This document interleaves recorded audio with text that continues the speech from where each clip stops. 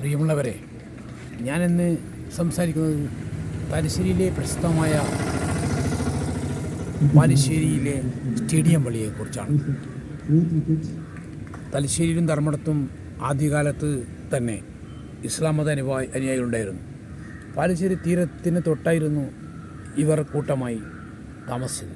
ഇവിടെയാണ് സ്റ്റേഡിയം ജുമാ മസ്ജിദ്. നിരവധി അറബി ഭാഷാ പണ്ഡിതർക്ക് തലശ്ശേരി ജന്മം നൽകിയിട്ടുണ്ട്. മലയാളത്തിൽ ആദ്യമായി നബിചരിത്രം എഴുതി പ്രസിദ്ധീകരിച്ചത് തലശ്ശേരിയിലാണ്. പ്രമുഖ അറബി മലയാള ഭാഷാ പണ്ഡിതൻ കുഞ്ഞായൻ മുസ്ലിയാരുടെ നാടാണ് തലശ്ശേരി. കപ്പപ്പാട്ട്, നൂൽമില തുടങ്ങിയ ഗാനങ്ങൾ ഇദ്ദേഹം രചിച്ചിട്ടുണ്ട്.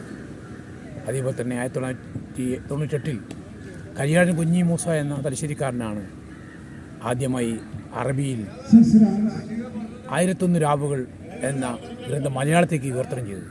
തലശ്ശേരി സ്റ്റേഡിയം പള്ളിയിലാണ്